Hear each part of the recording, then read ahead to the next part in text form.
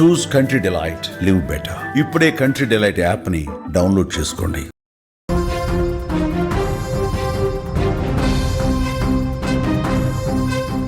Breaking news చూస్తున్నాం. మధ్యతరగతి ప్రజలకు శుభవార్త. నిత్యావసర వస్తువులపై జీఎస్టీ తగ్గబోతున్నట్టుగా తెలుస్తోంది. నిత్యావసర వస్తువులు పూర్తిగా తగ్గే అవకాశం కూడా పరిశీలిస్తోంది కేంద్రం. 12 నుంచి 5% తగ్గించే యోచనలో కేంద్రం ఉన్నట్టుగా తెలుస్తోంది. అయితే మరొక ప్రతిపాదన కూడా ఉంది. పూర్తిగా ఎత్తేస్తే ఏ విధంగా ఉంటుంది అన్న అంశాన్ని కూడా పరిశీలిస్తున్నట్టుగా తెలుస్తోంది. జీఎస్టీ కనుక ఒకవేళ తగ్గితే సబ్బులు, టూత్పేస్ట్, వాటర్ ఫిల్టర్లు, టూత్ పౌడరు, హెయిర్ ఆయిల్ ఇలాంటివన్నీ తగ్గే అవకాశం కనిపిస్తుంది. రేట్లు అల్యూమినియం, స్టీల్తో చేసిన వంట పాత్రల మీద కూడా ఈ ప్రభావం తప్పకుండా ఉంటుంది. ఎలక్ట్రిక్ ఇస్త్రీ పెట్టెలు కావచ్చు, గీజర్లు కావచ్చు, వ్యాక్యూమ్ క్లీనర్స్, వాషింగ్ మిషన్లు, సైకిళ్ళు, రెడీమేడ్ దుస్తులు, చెప్పులు ఇవన్నీ కూడా రెగ్యులర్గా మనం ఏవైతే వాడతామో నిత్యావసర వస్తువులు ఏవైతే ఉన్నాయో ప్రతిరోజు ఇంట్లో మనం దుస్తుల దగ్గర నుంచి మన చెప్పుల దగ్గర నుంచి ఇంట్లో వాడుకునే వంట సామాగ్రి నుంచి ప్రతిదీ కూడా రెగ్యులర్గా మనం ఇంట్లో ఏ వస్తువులైతే వాడతామో వాటన్నింటి మీద కూడా జీఎస్టీని తగ్గించే ఆలోచనలో కేంద్రం ఉన్నట్టుగా తెలుస్తోంది. రాబోయే జీఎస్టీ మండలి సమావేశంలో ఈ కీలక నిర్ణయం తీసుకోబోతున్నట్టుగా మనకి సమాచారం వస్తోంది. రాబోయే జీఎస్టీ మండలిలో 56వ జీఎస్టీ కౌన్సిల్ మీటింగ్ జరగబోతోంది. ఆ సమావేశంలో కీలకమైనటువంటి ఈ నిర్ణయం తీసుకునే అవకాశం ఉంది. మధ్యతరగతి ప్రజలకు ఒక శుభవార్త అందించేందుకు కేంద్రం సిద్ధమవుతుందనే వార్త ఇప్పుడు ఆసక్తి కనిపిస్తోంది. అధిక జీఎస్టీతో నిత్యావసర వస్తువులు భారంగా మారగా వాటిని తగ్గించే ఆలోచన కేంద్రం చేస్తోంది. నిత్యావసర వస్తువులపై జీఎస్టీ తగ్గించాలని చూస్తోంది. 12% ఉన్నాయి చాలా వస్తువుల మీద, దాన్ని 5% తగ్గించబోతున్నట్టుగా తెలుస్తోంది. పూర్తిగా ఎత్తేసే ప్రతిపాదన కూడా పరిశీలిస్తున్నారు. ఒకవేళ అదే గనక జరిగితే సామాన్య మధ్యతరగతి ప్రజలకు భారీ ఊరటనే చెప్పాలి. చాలా వస్తువులు చాలా అంటే చాలా చౌకగా దొరుకుతాయి. కేంద్ర ఆర్థిక మంత్రి నిర్మలా సీతారామన్ ఇటీవల ఒక ఇంటర్వ్యూలో జీఎస్టీ రేట్లకు సంబంధించి మార్పులు చేస్తామని ఒక సంకేతం కూడా ఇచ్చారు. ఈ నెలలో జరగబోయే 56వ జీఎస్టీ కౌన్సిల్ భేటీలో దీనికి సంబంధించినటువంటి నిర్ణయం తీసుకోబోతున్నట్టుగా తెలుస్తోంది.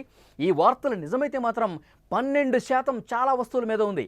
అది పూర్తిగా 5% తగ్గిస్తే 5% జీఎస్టీ పరిధిలోకి తీసుకొస్తే మనం ఉదయం లేచిన దగ్గర నుంచి ఇక మనం రోజువారీ కార్యక్రమాల్లో పనులు చేసుకున్నటువంటి ఏ అయితే వస్తువులు వాడతామో టూత్పేస్ట్ కావచ్చు, పౌడర్ కావచ్చు, ఆయిల్ కావచ్చు, సబ్బులు కావచ్చు, గొడుగులు కావచ్చు, కుట్టు మిషన్లు కావచ్చు, వాటర్ ఫిల్టర్లు, ప్రెషర్ కుక్కర్లు, అలాగే మనం వంట చేసుకునే పాత్రలు, ఐరన్ చేసుకునేవి, గీజర్లు ఇలాంటి నిత్యావసర వస్తువులన్నీ కూడా, సైకిళ్ళు కావచ్చు, దివ్యాంగులు వాడేటువంటి వాహనాలు కావచ్చు, ఇలా చాలా వాటి మీద రెడీమేడ్ దుస్తుల మీద కూడా ఈ ప్రభావం ఉంటుంది. ఈ రేట్లు కూడా చాలా తగ్గే అవకాశం కనిపిస్తోంది.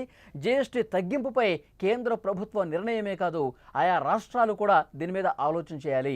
ఆయా రాష్ట్రాలు కూడా ఏకాభిప్రాయం కుదరాలి. పన్ను తగ్గింపుకు సంబంధించి జీఎస్టీ కౌన్సిల్ సమావేశంలో ఈ నిర్ణయం తీసుకుంటే సామాన్య పేద మధ్యతరగతి ప్రజలకు ఒక భారీ ఊరట కలుగుతుందని చెప్పాలి. చాలా క్లియర్గా, ఎందుకంటే ఎప్పటి నుంచో ఆలోచన చేస్తూ ఉన్నారు. నిత్యావసర వస్తువుల మీద ఇంత జీఎస్టీ అనేది సరికాదు అని చెప్పి అభిప్రాయం చాలా సందర్భాల్లో వ్యక్తమైంది. ఇప్పటివరకు 55 జీఎస్టీ కౌన్సిల్ సమావేశాలు జరిగితే వాటిల్లో అప్పుడప్పుడు ఈ ప్రతిపాదన వచ్చింది. కానీ ఈసారి మాత్రం కేంద్ర ప్రభుత్వం చాలా క్లియర్గా దీని మీద డెసిషన్ తీసుకోబోతున్నట్టుగా తెలుస్తోంది. ఎందుకు అంటే ముఖ్యంగా ఈ జీఎస్టీ పరిధిలో నిత్యావసర వస్తువులు ఇప్పుడు 12% ఉన్నవి.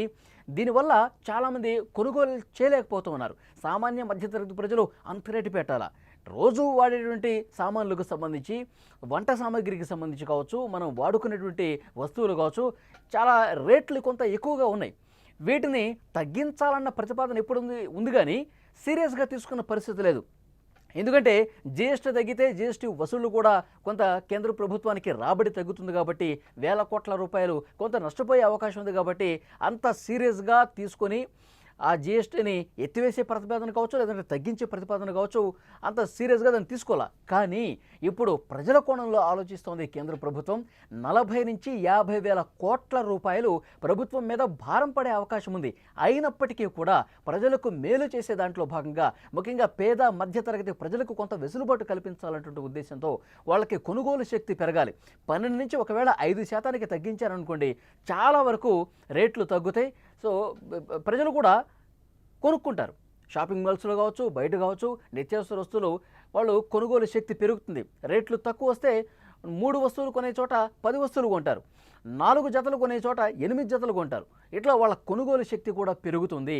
సో దానివల్ల ప్రభుత్వానికి కూడా కొంత రాబడి వచ్చే అవకాశం కనిపిస్తుంది. జీఎస్టీ రాబడి కూడా పెరిగే అవకాశం ఉంది. ఎందుకంటే 12 నుంచి 5% తగ్గితే చాలా వరకు ప్రజలకు ఉపశమనం కలిగే అవకాశం ఉంది. సో ఈ కోణంలోనే ప్రభుత్వం ఆలోచిస్తోంది.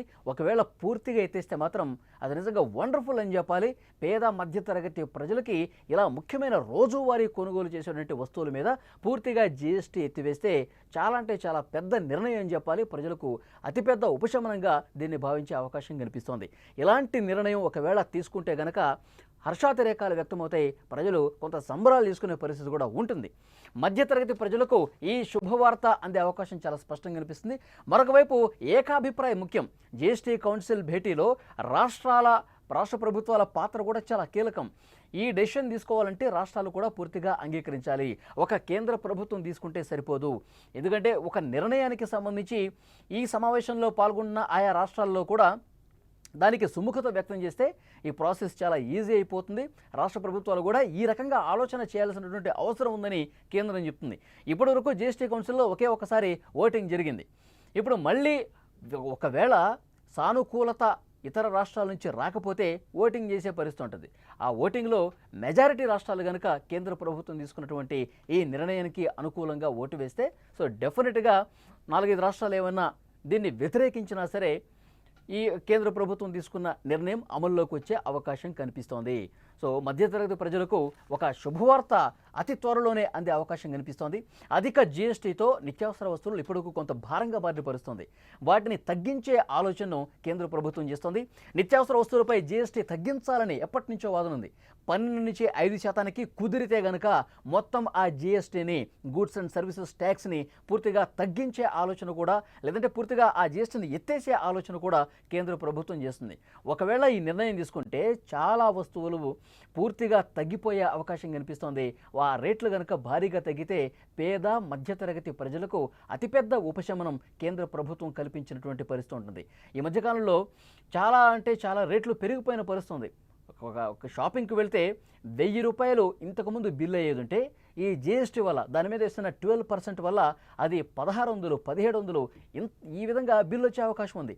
ఇప్పుడు మళ్ళీ ఆ జీఎస్టీని ఎత్తివేస్తే 2000 బిల్ అయ్యే చోట కేవలం 1000 రూపాయలు మాత్రమే బిల్ కట్టే అవకాశం ఉంటుంది. సో అంత భారీ ఉపశమనం కల్పించడానికి కేంద్ర ప్రభుత్వం సిద్ధమవుతుంది.